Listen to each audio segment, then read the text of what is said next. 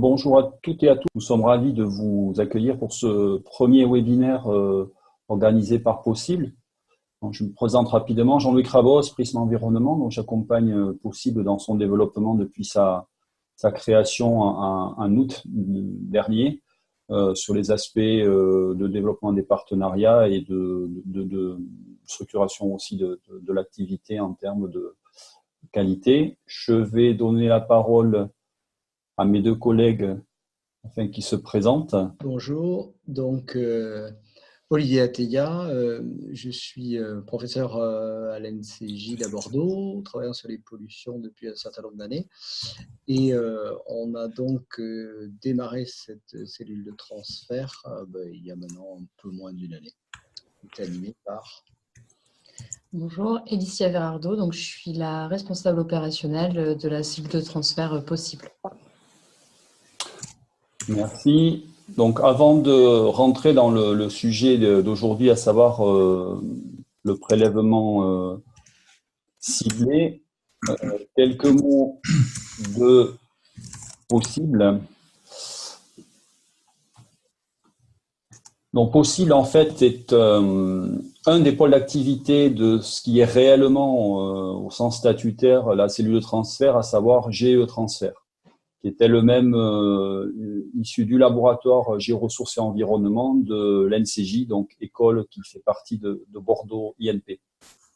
À côté de ce pôle d'activité, on en retrouve deux autres, Numineo, dont s'occupe également Elicia et qui est positionné sur la modélisation dans les sites et sols pollués, et Ageos, qui est sur les techniques pétrolières. Donc, ce qu'il faut retenir, c'est qu'il y a une convergence de compétences et des possibilités d'intervention communes entre Possible et Numineo. Comme toute cellule, Possible et Numineo sont situés à l'interface entre le monde de la recherche et le marché, le monde de l'industrie, et sont là pour développer des collaborations et surtout développer du transfert sur les résultats de la recherche. Alors, quand on parle de résultats de la recherche, en fait, il faut préciser que Possible est issu de la collaboration publique-privée entre l'NCJ et Innovasol, qui, pour ceux qui ne le connaissent pas, est un consortium de maîtres d'ouvrage qui se sont groupés il y a maintenant plusieurs années pour financer de la recherche et développement dans le domaine des sites et sols pollués, et qui ont démarré cette activité-là en confiant leurs travaux à l'NCJ et très clairement à Olivier Atteya. Donc, sur cette diapositive, vous voyez le positionnement respectif d'Innovasol et de Possible. Innovasol est sur les phases amont de recherche, alors que Possible va se situer à l'aval, notamment sur les aspects de transfert. On voit ici représenter leur répartition sur cette échelle-là, qui est l'échelle de maturité technologique, ou la TRL pour ceux qui connaissent. Donc, Innovasol s'arrête au niveau 5, alors que Possible va aller jusqu'au stade 8-9, à savoir les prototypes et les produits finis. L'offre de Possible se situe au niveau du gain de précision dans le processus décisionnel de gestion des sites et sols pollués, en se positionnant en partenaire des maîtres d'ouvrage et prestataires. Et c'est quelque chose sur lequel on tient à insister, c'est que Possible n'est pas un bureau d'études, n'a pas été créé avec cette vocation. Possible est un partenaire des bureaux d'études en amenant des briques technologiques dans leur relation avec leurs clients. On peut aussi intervenir éventuellement avec des partenaires, pour des maîtres d'ouvrage en direct, s'ils veulent se faire une idée de points particuliers sur leur site. Concrètement, on va intervenir de deux façons. En métrologie ciblée, en intervenant autant que faire se peut sur les ouvrages existants, avec ici, vous voyez les trois outils aujourd'hui opérationnels, et on va parler de suite après du préleveur ciblé. Donc, je ne m'étends pas sur les deux autres puisqu'ils feront l'objet de webinaires spécifiques. Et l'autre type d'intervention, ce sont les essais pilotes, dans lesquels on va aider les partenaires à faire le choix des technologies qui ont le plus fort potentiel de réussite par rapport aux objectifs visés. Donc voilà en quelques mots d'où vient possible et ce que nous proposons.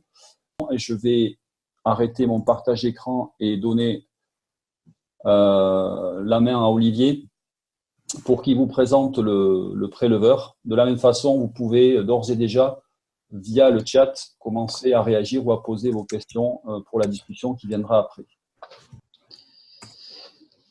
Donc, aujourd'hui, je vais vous détailler un petit peu le fonctionnement de ce qu'on appelle notre préleveur ciblé, donc qui est pour obtenir des profils verticaux de concentration.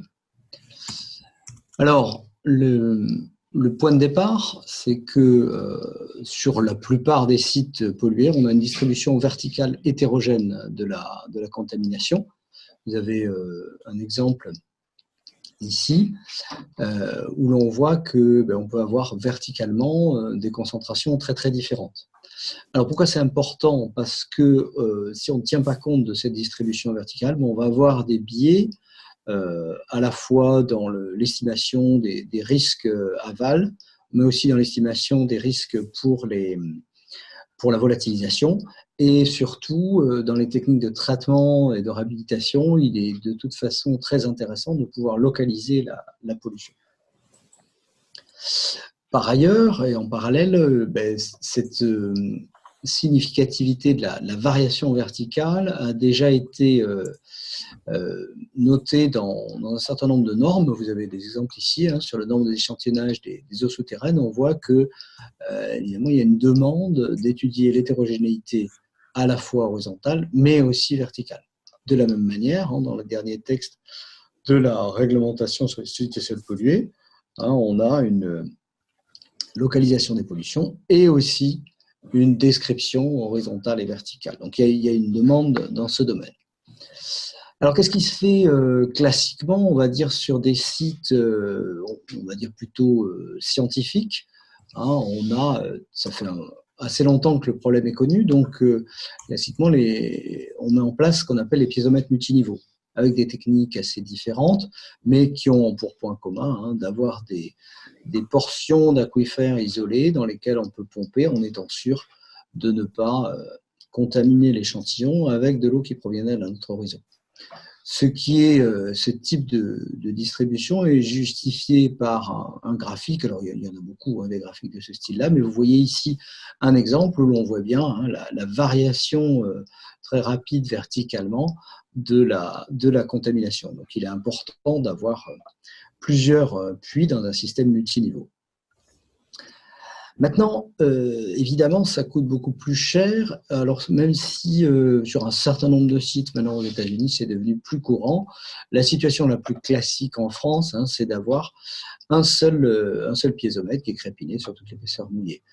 Alors, évidemment, quand on va avoir, si on imagine qu'on a un profil comme celui-ci de concentration, puis on a aussi des variations de conductivité hydraulique, finalement, la concentration du polluant qu'on va prélever avec une seule pompe, ça va être un mélange de tout ça, c'est-à-dire un mélange des flux de polluants, donc qui sont le produit de la concentration, par la perméabilité de chaque niveau. Et donc, on a une information très, très globale qui est peu utilisable face aux problématiques qu'on a précisées précédemment. Alors, face à cela, on a un certain nombre de méthodes qui ont été développées. C'est un problème, comme je disais, qui existe depuis longtemps. Donc, les méthodes ont été développées depuis assez longtemps.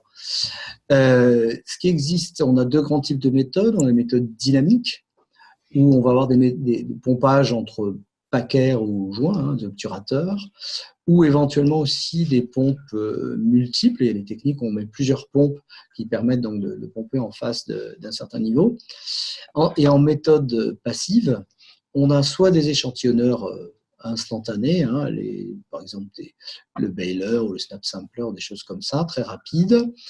L'échantillonnage à l'équilibre, donc où on a le phénomène de diffusion, et des échantillonneurs plutôt intégratifs tels que les PFM, les Passive Flux Emitters. Vous en avez un exemple ici. Avant de décrire l'appareil, je vais vous présenter un exemple qu'on a réalisé sur un site pollué au solvant chloré. Vous voyez ici 3 techniques de pompage. Donc, on a la bulle verte, là, c'est le pompage classique, c'est-à-dire on met une seule pompe dans un piézomètre qui est crépiné ici entre 3,50 m et 11 mètres. Ensuite, on a la technique classique de pompage à petit débit, une méthode qu'on appelle EPA, enfin, c'est une des méthodes qui est utilisée par l'EPA, et la méthode qu'on avait mis en place sur ce site-là, qui était donc l'échantillonnage entre paquets. On voit assez clairement sur ces graphiques que, évidemment, on voit un gradient très net de contamination ici avec la méthode des paquets, alors qu'avec les autres méthodes, on ne le met pas en évidence. Autre point qui est quand même important, c'est que lors du pompage, on a suivi, donc pompage entre paquets, on a suivi la composition chimique de l'eau à partir en fonction du volume, et on voit bien que la composition chimique change énormément, hein, jusqu'à se stabiliser à peu près à 3 volumes du puits entre les 2 paquets. Ce qui est important, c'est que ça implique bien que la composition de l'eau dans le puits avant le pompage n'est pas égale à celle qui est présente dans la formation. Donc, il faut bien un pompage, un système dynamique. Le système que nous avons mis en place est finalement une extension de cette technique avec des paquets, ni plus ni moins. Simplement, l'idée, c'est d'avoir un système rapide et facilement manipulable par une personne. Donc, on a ici le système qui est décrit de façon schématique. Donc, vous avez des pompes qui permettent de pomper avec un tuyau ici dans l'espace entre les 2 obturateurs, hein, qui est donc l'espace de prélèvement. Et puis, on a un système qui permet de gonfler ces 2 obturateurs lors du pompage. Un premier exemple qui illustre les mesures que nous avons faites, vous avez ici de la mesure de conductivité électrique de l'eau dans un forage, vous voyez, entre 50 cm et à peu près 10-11 mètres. On voit assez nettement des gradients de conductivité électrique donnés par la sonde à échographie, ici en bleu. Et ici, vous avez les prélèvements effectués avec le préleveur ciblé, et où l'on voit qu'on a les mêmes gradients de composition grâce aux 2 techniques. Alors, une question se pose en général assez rapidement, c'est de savoir si le système pompe réellement en face des paquets, c'est-à-dire à l'étage où il est installé, ou si finalement il va pomper de l'eau sur une zone beaucoup plus importante. On a fait un test pour identifier cette question. Donc ici, vous avez un graphique qui illustre la pression en millibar entre, ici en bleu, dans l'espace interpaquaire, et ici en rouge, qui est juste au-dessus du paquet supérieur. Donc vous voyez que dans le milieu perméable, ici, on a bien un système qui ne perturbe pas la charge juste au-dessus de lui-même, c'est-à-dire juste au-dessus des paquets. Donc on a bien un pompage qui va se faire uniquement dans l'espace interpaquaire. Par contre, quand on passe dans un milieu peu perméable, eh bien on voit ici qu'on a une influence significative de notre pompage. Donc il est clair que dans ce milieu peu perméable, on va avoir un phénomène de mélange, et donc l'outil n'est pas adapté dans ce cas-là. Mais ce qui est intéressant, c'est que les sondes nous permettent de savoir quand l'outil est adapté ou pas. Alors maintenant, des résultats. Vous avez ici un exemple sur un premier site où vous avez la composition dans la zone source, à la fois en BTEX et en solvant chloré, et puis à l'aval aussi en BTEX et en solvant chloré. Alors vous voyez que ce qui est intéressant, surtout à l'aval, on arrive à mettre en évidence des gradients de concentration ici assez importants, hein, puisqu'on a des variations d'un facteur 6 à 10 en fonction de la profondeur, sur moins d'1 mètre. Ce qui est intéressant aussi, c'est qu'on ne s'attend pas toujours à avoir des distributions de solvants de produits qui ne dépendent pas de leur densité. Vous avez, souvent, on pense que les BTEX sont en haut et les solvants chlorés sont en bas. Vous voyez, ici, dans la zone source, ce n'est pas le cas, et même à l'aval, ce n'est pas le cas. Donc, ça permet aussi d'avoir vraiment cette identification. Un autre exemple, ici, où vous avez encore une fois, ici il s'agit d'hydrocarbures, et vous avez ici donc la mise en évidence que la concentration se situe principalement ici entre 13 mètres 20 et 13 mètres 50 de profondeur, avec le pompage qu'on appelle intégral, c'est-à-dire la pompe classique qui montre une sorte de moyenne, c'est jamais une vraie moyenne, hein, mais une sorte de moyenne de ces valeurs. Donc on n'a évidemment pas des concentrations aussi élevées. Et cette fois-ci, à l'inverse du cas précédent, à l'aval, on a moins de gradient que dans la zone source. Donc, encore une fois, les schémas préconçus sont difficiles à valider sur le terrain.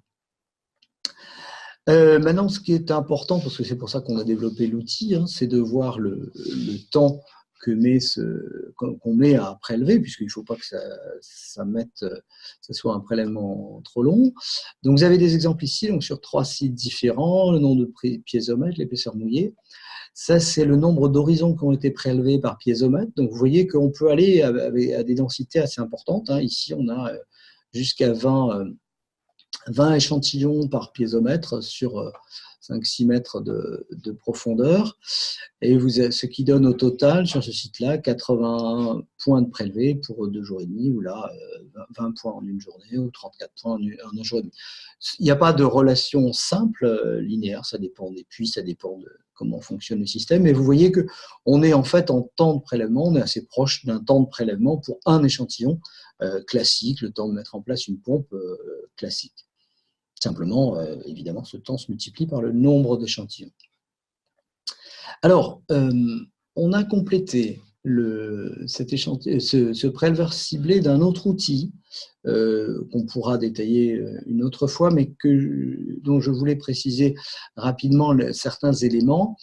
Notre idée était d'avoir, en sortie de forage, une indication rapide pour savoir si le niveau était contaminé. Ce qui est le plus utile, c'est pour déterminer si on va prendre un échantillon et l'envoyer analyser. Donc, on a une mesure en direct à la sortie du préleveur ciblé. On a une mesure en direct de la teneur en COV de l'eau qui sort de notre outil. Et donc, cette mesure est obtenue à l'aide d'un PID, hein, d'un PID portable, et qui est connecté à un système qui permet de faire un échange entre l'air et l'eau avec un vortex. Et donc, on va obtenir une indication de la concentration en solvant, enfin en polluant. Ça a aussi un autre intérêt, c'est qu'on voit l'évolution temporelle et ça nous permet de dire au bout de combien de temps, finalement, la composition de l'eau est stabilisée et au bout de quel temps il faut prélever. Donc, vous voyez, ici, on est de l'ordre des minutes, donc ça correspond bien à ce qu'on disait avant. En 10-15 minutes, on peut faire un prélèvement. Donc, en conclusion, on a un appareil qui est opérationnel, qui permet une caractérisation fiable de l'état de contamination. Il est évident, je ne l'ai pas précisé, mais il est évident que ça ne sera pas aussi précis qu'un piézomètre multiniveau, mais ça peut aussi servir à placer les piézomètres multiniveaux. Mais on a vu qu'on arrivait à avoir des très grosses différences entre les couches. On a pu démontrer ça sur plusieurs sites. Comme je l'ai déjà dit, le déploiement est rapide et le temps de prélèvement est aussi rapide. Et avec, là je précise, un peu d'entraînement, il est possible pour un seul opérateur d'utiliser l'appareil, ce qui est impossible avec des ensembles de Packer.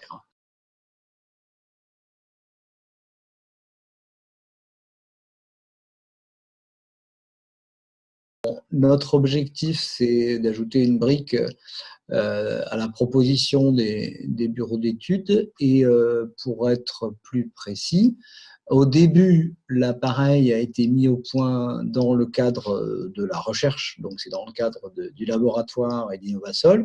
À ce moment-là, on a utilisé des sites qui appartenaient aux industriels membres fondateurs, mais après, lorsqu'on a fait des prestations, on les a faites avec un bureau d'études donc qui encadrait la mise en place et qui demandait l'étude. Cependant, il y a eu en effet 2 situations différentes. Il y a eu des situations où c'est le bureau d'études qui avait fait la proposition au propriétaire du site, enfin, au commanditaire. Et il y a d'autres cas où, en effet, c'est le commanditaire, le propriétaire du site, qui avait demandé à ce qu'une étude de ce type-là soit effectuée. Et dans ce cas-là, ça a toujours été en sous-traitance avec le bureau d'études, mais la demande partait directement du propriétaire. Le délai de mise en œuvre, il nous faut environ une semaine pour établir le devis ou un petit peu moins, mais on va quand même poser des questions un petit peu sur le site, se renseigner sur le site, établir un devis et après on est opérationnel assez rapidement. On peut être opérationnel dans les 2-3 semaines qui suivent, voire même plus rapidement suivant notre charge de travail, quoi. Question complémentaire, partout en France? Oui, partout en France, oui. Possible n'a pas de statut en tant que tel, c'est-à-dire que ça n'est pas une personnalité morale comme toutes les, je vais dire comme toutes les cellules, même si vous l'avez vu, c'est une partie d'une cellule. Elle est hébergée par l'ADERA à Bordeaux, donc l'Agence pour le développement de l'enseignement et de la recherche en Aquitaine, qui héberge toutes les cellules en termes de personnel et en termes de fonctionnement. L'ADERA étant pour sa part une association. Donc on peut imaginer que possible, en tout cas GE Transfert est un des départements de l'ADERA. C'est pour ça qu'à ce titre, tout ce qui est contractuel entre possible et un client se fait via l'ADERA, dans le cas du système qualité d'ailleurs qui est certifié ISO 9001 de l'ADERA. Donc ça c'est pour la partie statut. Je vous laisse répondre, Olivier, Alicia, sur le périmètre d'intervention. Oui, sur le périmètre, donc a priori, le mode de fonctionnement qu'on souhaite développer, c'est donc, comme je le disais, en fait, en sous-traitance avec un bureau d'études, a priori, ou une société de dépollution, donc qui, dans ce cas, dans le cadre d'une étude, passe un contrat, comme vient de dire Jean-Louis, à l'ADERA. La prestation qu'on peut fournir à l'heure actuelle, c'est de se déplacer sur site et de faire la mesure. Et alors c'est là où justement il peut y avoir deux options, c'est-à-dire que si on va de toute façon en général avec l'échangeur RO, donc on peut dire sur site quel échantillon il faut analyser ou pas, et cet échantillon, soit il part selon la situation, soit le prestataire veut que l'échantillon parte à un labo agréé, soit on peut aussi, nous, faire des analyses sur ces échantillons. Je ne sais pas si j'ai répondu à tout. Oui, après, vous demandiez si on vendait le matériel. Pour l'instant, non. Enfin, même, ce n'est pas du tout prévu dans le modèle économique de vendre le matériel.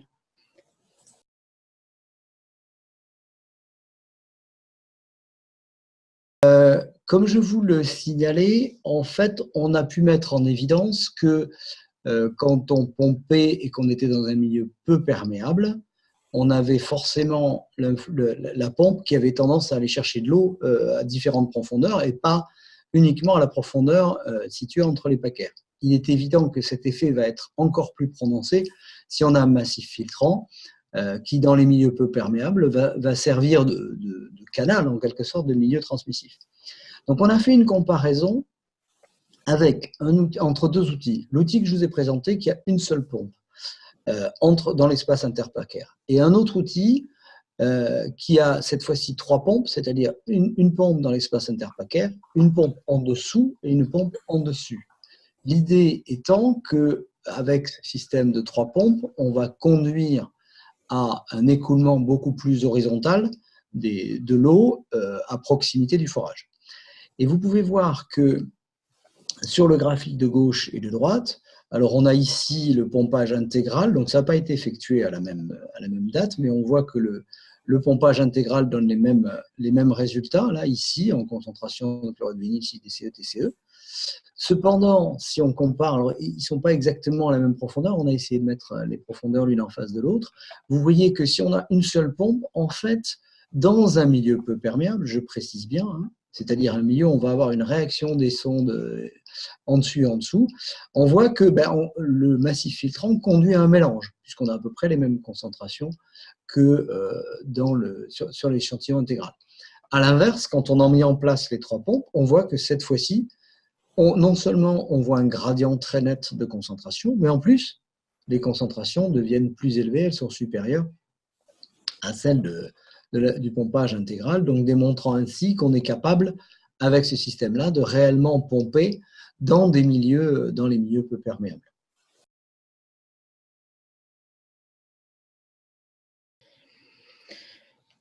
Oui, a priori, il y a une possibilité de location de matériel qu'on souhaite mettre en place.